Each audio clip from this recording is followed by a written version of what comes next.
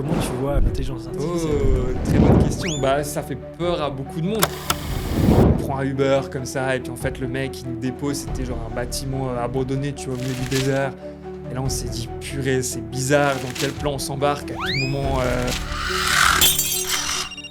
Bonjour à tous, on se retrouve pour un nouvel épisode de MP Podcast. J'ai le plaisir aujourd'hui d'accueillir Julien Girardin. Bienvenue dans le podcast. Ciao mec, merci pour Ça l'invitation, ça fait plaisir de te revoir. Ouais, écoutez, c'est un peu spécial aujourd'hui.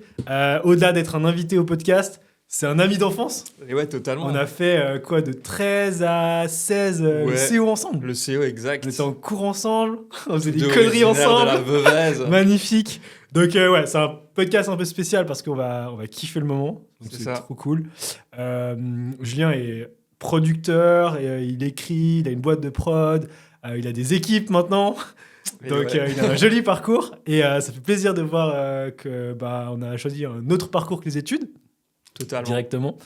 Déjà, comment tu vas? Mec, ça va bien. Ça se Ça va passe? bien, très content, un peu fatigué, on voit mes cernes, je pense, sur les caméras, du coup, je vais plus te regarder toi. Tiens, avec la ouais, tu caméra. peux regarder. Mais non, ça va, très content et très épanoui dans ce que je fais actuellement. Magnifique. Raconte-nous un peu ton parcours, comment c'est passé de l'école à aujourd'hui finalement. De fou, et après, ça m'intéresse aussi de savoir le tien. Bah, C'est ça avec qui va plaisir. être intéressant de voir comment on a évolué chacun depuis le CO. Avec plaisir. Mais oui, donc en fait, mon parcours, donc très jeune, moi j'ai été motivé et puis vraiment passionné par le monde des médias, du journalisme et surtout de la vidéo. Ouais. Donc c'est un truc que je fais vraiment depuis tout petit.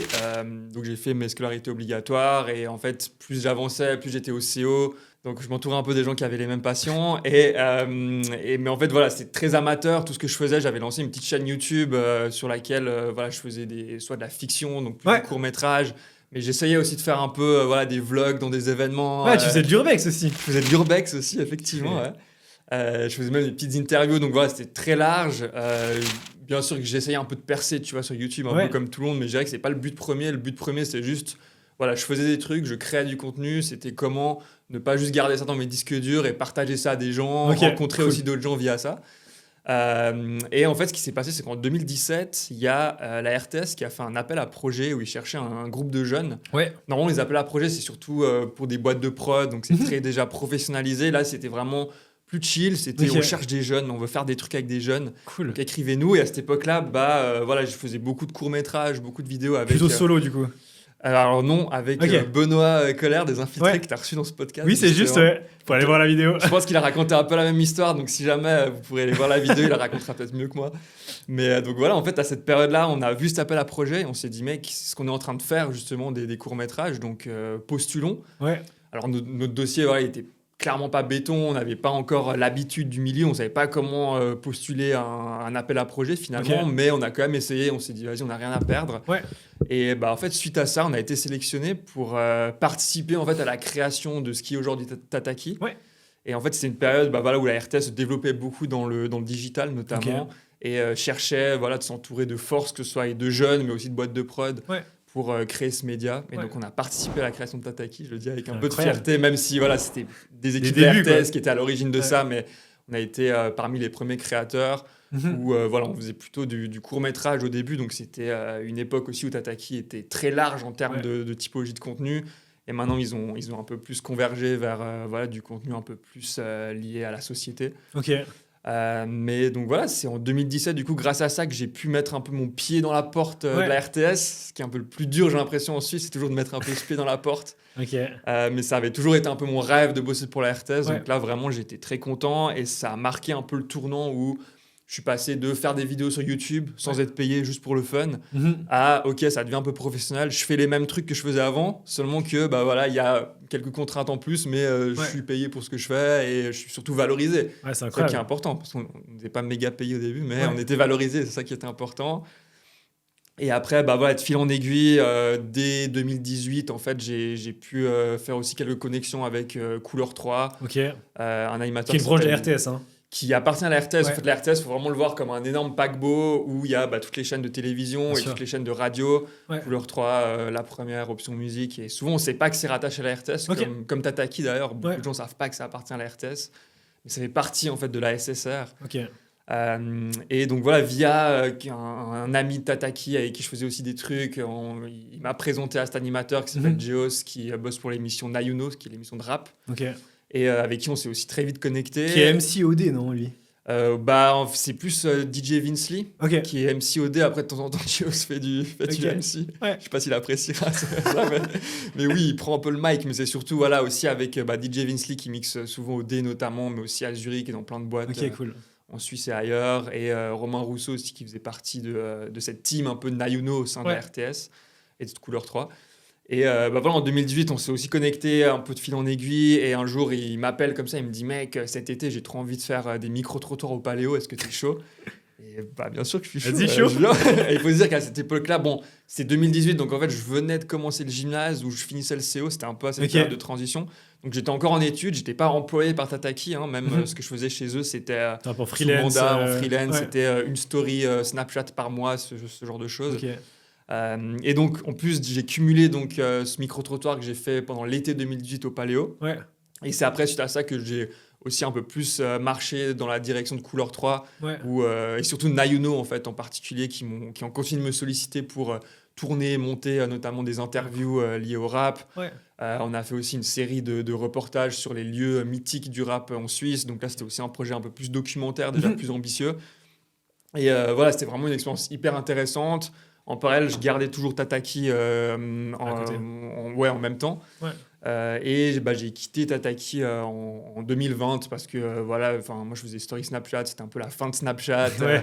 Et donc j'ai plus continué de travailler avec Couleur 3. Ouais. Mais voilà, je m'entends encore très bien avec tout le monde. Et puis c'était des expériences qui étaient hyper cool. Du coup, tu fait des études à côté aussi ou pas? C'est le gymnase toujours en fait. C'est gymnase d'un côté. Gymnase collège, c'est ça. C'était toujours sous mandat en fait. On savait pas trop quand une interview allait tomber. Là ce week-end on interview. Une fois j'ai reçu un message, j'étais en cours de maths. On me dit vendredi on interview Niska. Est-ce que t'es chaud, il vient à Genève? Bah vas-y, je sèche mon gars. Le lendemain, je mets ma lettre au gymnase, je sais plus ce que c'était. C'était lettre d'absence, tu vois, pour dire que je pourrais pas venir en cours le vendredi. Incroyable. Et ouais, c'était pas une période très facile parce que Benoît, il en parle justement dans le podcast avec toi où il rit un peu en disant que c'est une période où je dormais très peu. Ouais. C'est vrai du coup? C'est totalement vrai. C'est parce qu'en fait, la journée, j'étais en cours. Après, j'étudiais quand même, alors vraiment strict minimum, mais le soir. Et puis après, dès que j'avais du temps la nuit, en fait, je faisais du montage pour la RTS. Mais t'as passé le gymnase quand même. Alors j'ai passé le gymnase, mais je dirais beaucoup grâce au Covid, parce que en fait, plus j'avançais dans le gymnase, plus il y avait des mandats avec Couleur 3, avec la RTS qui s'accumulaient. Et puis même moi, en fait, mentalement, je préférais beaucoup plus travailler, tu vois, commencer à faire du concret. Et c'est une période où j'ai commencé à avoir des regrets, à me dire, mais en fait, est-ce que c'est la bonne voie que j'ai prise? Mais en même temps, j'ai envie de dire qu'après le CO, c'est très compliqué, c'est ça, de savoir ce que tu veux faire. Et donc voilà, je ne regrette pas d'avoir commencé le gymnase. C'est là aussi où j'ai pu rencontrer d'autres personnes, où j'ai pu commencer à faire tout ça. Et donc voilà, et donc à la fin du gymnase, je voulais partir en école d'art normalement, style à l'ECAL, à Lausanne, voilà, ce genre de choses. Mais ça a aussi marqué un switch au sein de Couleur 3 où ils ont changé de chef d'antenne. Et le nouveau chef d'antenne, donc Antoine Multon, que je salue, qui était l'ancien rédac-chef en fait, de Combini Suisse, il est entré en fonction et il voulait vraiment muscler un peu les réseaux sociaux de Couleur 3. Ouais. Une fois on a bu un café et puis il m'a dit écoute, là j'ai besoin maintenant de force de réalisation, de tournage, de montage comme toi tu fais déjà en fait un peu avec Nayuno. Est-ce que ça t'intéresse que je t'engage en fait? Mais je vais pas t'empêcher d'aller faire une école si tu veux faire ça. Il faut toujours se dire, c'est vrai que ça peut donner une mauvaise image de la RTS qui m'engage alors que je suis à l'école et tout. Ils m'ont jamais incité, tu vois, à sécher des cours. Voilà, ça a toujours ça reste toi qui fais la responsabilité. C'est un peu mon job étudiant, tu vois. En fait, clairement. C'est ça, comme si je bossais au McDo, là je faisais des vidéos, tu vois, c'était trop cool. C'est un peu différent du coup. Un petit peu, mais certains sont peut-être passionnés par. Je sais pas. Non, mais je pense que voilà, il y a plein de jobs étudiants qui sont passionnants. Bien sûr. Et j'ai eu cette chance, et en vrai, c'est une chance et une opportunité, et je suis trop reconnaissant. Et donc voilà, j'ai pas longtemps réfléchi, et je me suis dit, de toute façon, la finalité, c'est de faire ça. Donc, est-ce que ça vaut la peine que j'aille me former en école avant de faire ça? Si dans tous les cas, je veux aller bosser la RTS, tu vois. Donc j'ai décidé de tout de suite rejoindre l'équipe digitale de Couleur 3. Mais que j'avais déjà participé un peu, je dirais, à faire grandir. Parce que vraiment, la période où j'ai commencé à bosser avec Nayuno, avec Geos, Romain, Vince, c'était vraiment, il faut se dire, à la RTS, et en particulier chez Couleur 3, le digital, c'était pas la priorité. Ils en faisaient déjà un peu. Mais l'équipe web de Couleur 3, c'était genre 2 personnes, tu vois. C'est rien. Et là, après, du coup, ça a commencé un peu à grandir. Il y a des nouveaux projets qui ont émergé. Et là, quand j'ai quitté la RTS, l'équipe web, je crois que maintenant ils sont 7, un truc comme ça. Ouais, Ils quand sont même. 7, donc tu vois, ça a quand même bien grandi. Ouais. Et du coup, ça a vraiment fait plaisir de pouvoir être là au début de cette, Ouais, les fondations de du cette truc, aventure, voilà, de la fondation, Ouais. de participer à cette fondation, de mettre en place des nouveaux formats, des nouveaux codes. Et du coup, voilà, après, donc, je me suis fait engager, j'ai pas fait d'école, je me suis vraiment beaucoup formé à la RTS, ça a été très formateur. Ouais.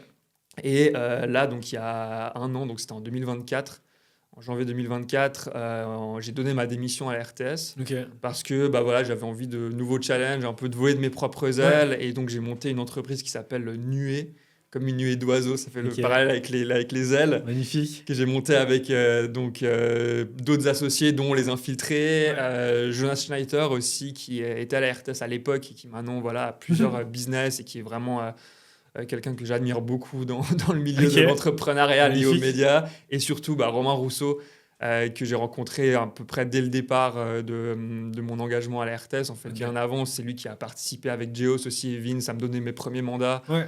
En parallèle de Tataki, donc ça faisait vraiment du sens de m'entourer de lui. Ok. Et lui aussi donc a démissionné au même moment. On avait un peu les mêmes envies, aspirations, au même moment. Ouais. Et voilà. Et puis maintenant, ça fait 1 an et 2 mois que Magnifique. Nuée existe.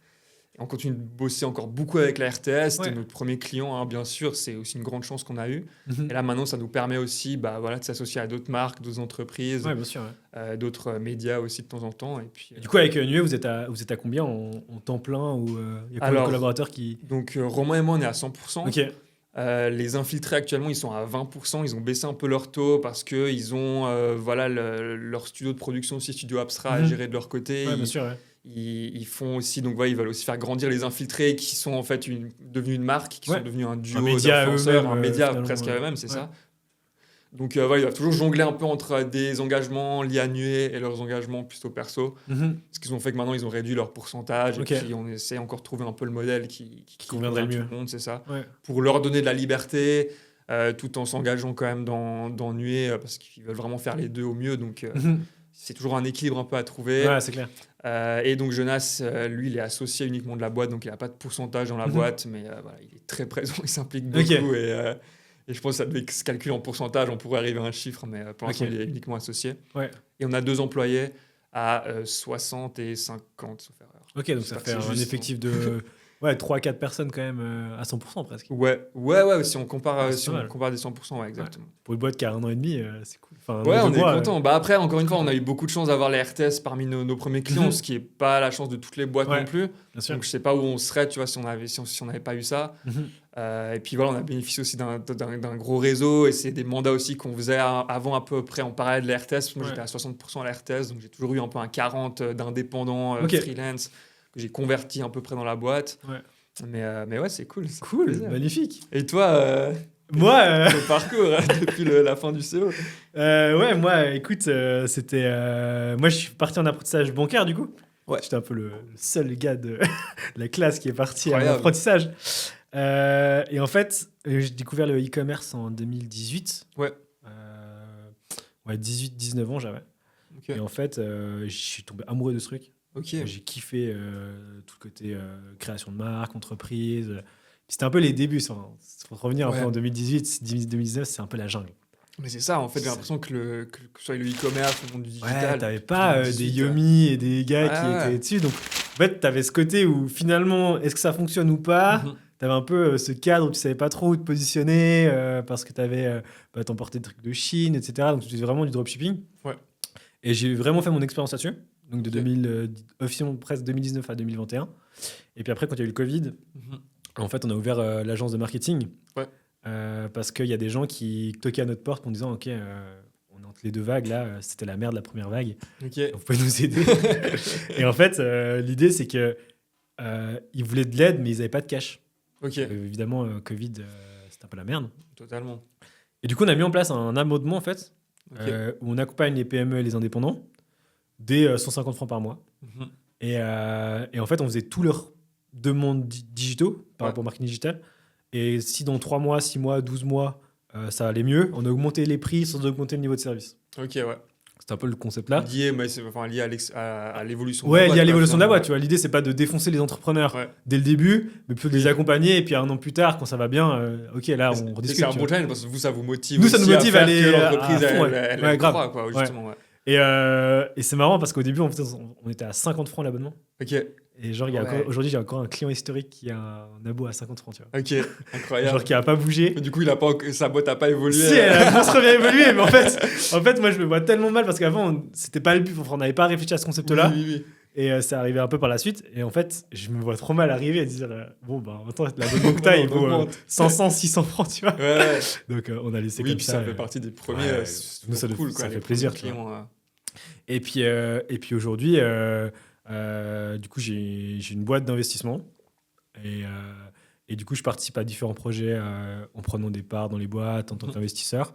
Ou des fois, je suis au board stratégique ou autre. Et là, j'ai notamment pris la décision de rejoindre Alpharo Professionnel, en fait, en 2024, l'année passée. Ok. Où là, je suis vraiment dans l'opérationnel. Donc, j'ai une partie qui est consacrée à Alpharo Professionnel et une autre partie qui est consacrée à mon agence de marketing digital. Donc non, je suis hyper content. Bravo, ça fait super bien. Et puis, on espère que ça continue comme ça. ça. À 100% du coup maintenant dans ces activités-là. Ouais, 100%. Ouais. Incroyable. Ouais, donc ça, c'est cool. Hyper cool. Moi, je voudrais revenir sur un sujet là. Tu as parlé un peu de ton évolution. Ouais. Tu m'arrêtes si c'est faux, mais il me semble que la première vidéo qui a percé de ta chaîne YouTube, c'était un interview de Polymanga. Alors oui, c'est possible. Je dirais, je sais pas à quel point elle a percé, tu vois, parce que percer, c'est un gros si mot. on revient dans le YouTube de 2015-16, c'était genre incroyable, t'avais fait genre 20 ou 30 000 vues. Oui, c'est possible. C'était quoi cette sensation que t'avais avant ? C'était assez fou, je pense que je me rendais pas compte, tu vois, parce que comme dit, bien sûr, en tant que YouTuber, mais je me considérais pas vraiment comme tel, tu vois, t'es content que ça perce et tout, mais à la base, je le faisais pas pour que ça explose, tu vois, mais je dirais que c'est très stimulant. En même temps, il y a quand même un peu une part de pression, tu vois, où tu te dis, ok, maintenant ça a percé, il y a des abonnés aussi qui augmentent. Ouais. Du coup, il faut que je continue de proposer du contenu, il faut que j'entretienne un peu, que je fidélise un peu cette audience. Mais non, c'était incroyable. Et en fait, c'était aussi une époque où j'étais au CO et où je participais à la radio du CO de Châtel, qui s'appelle la radio NRV, Nouvelle Radio Vevez, qui m'a aussi beaucoup aidé et à qui je dois aussi énormément, où j'ai rencontré plein de personnes. Ouais. Et c'est via eux en fait qu'on avait eu des accréditations presse à Polymanga où j'ai pu interviewer c'était des youtubeurs Minecraft à l'époque. Ouais, c'est juste. Ouais. On a fait un acteur qui a joué dans Titanic, mec. Cette interview n'est jamais sortie. Ok. C'est très mal passé. Pourquoi il est jamais sorti ? Parce que il n'y a pas eu un très bon feeling, je dirais, avec la personne. Et puis c'est une période où en fait ça illustrait bien le côté où en fait je faisais ça vraiment que pour moi. Donc en fait moi je kiffais trop tourner, faire l'interview et tout, mais après dès qu'il fallait faire du montage, tu vois, j'avais plus de temps ou je faisais d'autres trucs. Il y a plein de projets comme ça qui sont passés à la trappe. Okay. Mais oui, c'est juste, ça doit être une interview. Et la vidéo qui a fait la plus d'audience, je dirais, sur la chaîne, c'était un urbex qu'on avait fait en mode putaclic, mais c'était plus un court-métrage en fait. C'était pour fêter les 1000 abonnés. On s'est mis en scène dans une mine abandonnée. Et puis il y a un mec qui nous court après avec une chaîne et tout. Et puis en fait, la chute, je vais vous spoiler, c'est qu'en fait, c'est le 1000e abonné, tu vois. Et puis il est trop content de nous voir. Et puis en fait, il veut trop une dédicace, tu vois. Donc, mais les gens n'ont pas compris que c'était un court-métrage. Après, voilà, on a aussi cherché un peu le buzz là, à ce moment-là. Mais celle-ci, elle a fait 300 ou 400 000 vues. Hein. C'était exceptionnel pour nous. Et puis en fait, on venait d'atteindre les 1000 abonnés. Ouais.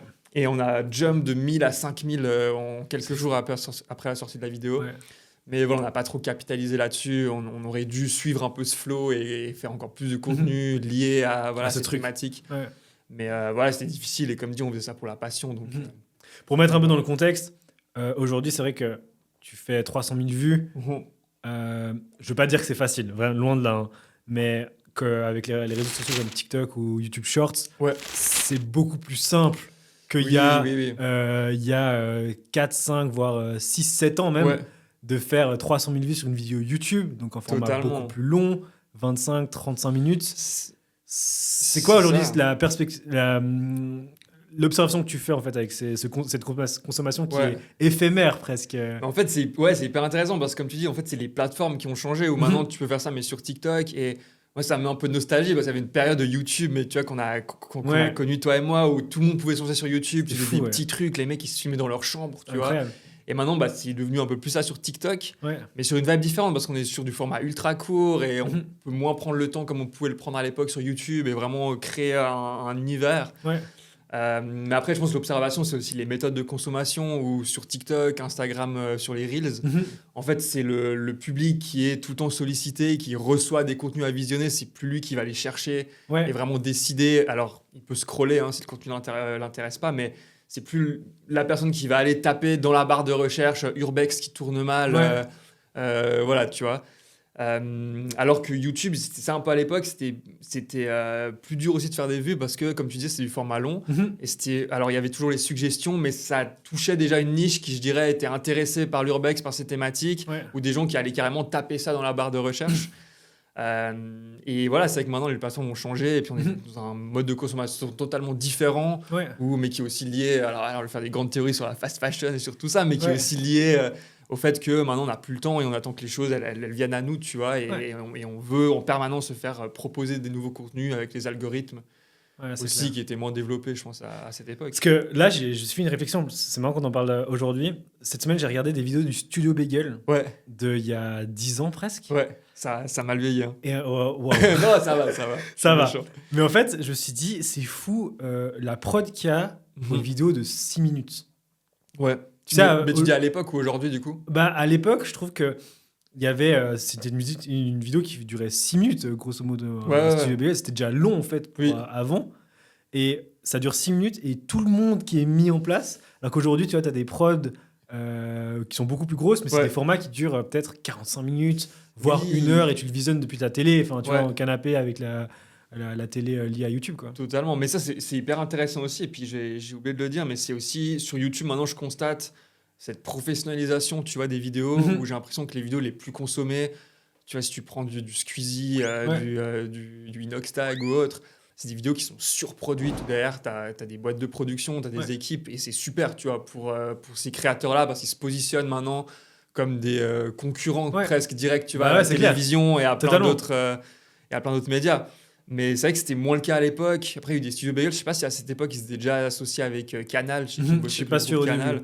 Mais oui, c'était un peu les seuls à avoir ces grosses boîtes derrière et de mettre autant de budget dans des vidéos courtes finalement. Mais après, les durées ont bien changé aussi. Et je pense qu'on a en fait 2 extrêmes où on a vraiment l'ère du ultra court sur TikTok, sur les Reels, où là on est sur des contenus mais genre de 15 secondes, tu vois. Et sur YouTube, où là on est dans l'ère du ultra long, où justement on va rechercher de prendre le temps, de se poser, de consommer peut-être ces vidéos en faisant autre chose, en faisant à manger ou autre, juste avec le son. Comme les podcasts par exemple aussi. Et là, on est carrément sur de l'ultra long.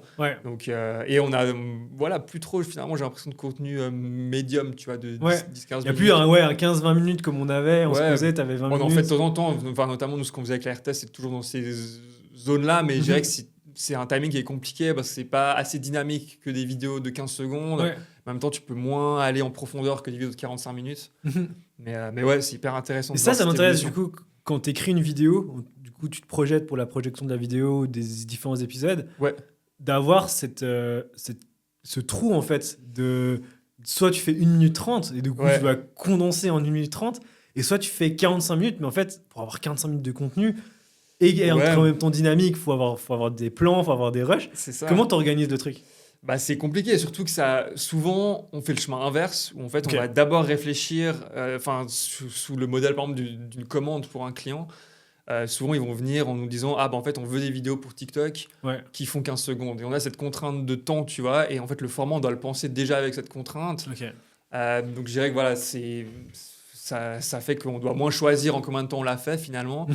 Mais après, c'est clair, ça dépend aussi des thématiques que tu traites. Il n'y a pas toutes les thématiques, comme tu dis, qu'on peut traiter en 15 secondes. Si tu veux faire une émission peut-être plus historique ou voilà, un peu plus en profondeur, c'est un vrai challenge de le faire en 1 minute 30, tu vois, sur Reels. Et c'est plus un format que tu vas viser en 45 minutes. Mais après, je dirais, moi, personnellement, je n'écris pas beaucoup, je dois dire. Je bosse surtout avec des journalistes, souvent en duo, où c'est le ou la journaliste qui va écrire son sujet. C'est des personnes qui sont aussi habituées, je dirais, à ces formats, donc ils savent qu'on leur dit fais un 45 minutes, ils savent à peu près la matière qu'ils peuvent mettre et à quel point ils peuvent aller dans la profondeur. Mais je dois dire que c'est toujours une galère parce que je fais quand même le montage et c'est souvent au montage où tu te rends compte du charcuter. Et c'est très dur effectivement de garder un bon rythme entre qualité éditoriale et dynamisme et voilà, faire un truc stylé. Ouais, c'est clair. Surtout pour quand je travaille à la RTS ou maintenant avec des mandats pour la RTS où c'est quand même un service public, tu vois, où on doit avoir une certaine exigence journalistique. Et où voilà, il y a des choses que tu es obligé de laisser pour apporter du contexte, Ouais, bien pour sûr. pas, voilà, faire une vidéo qui part dans tous les sens et voilà. J'avais tourné pour Basic.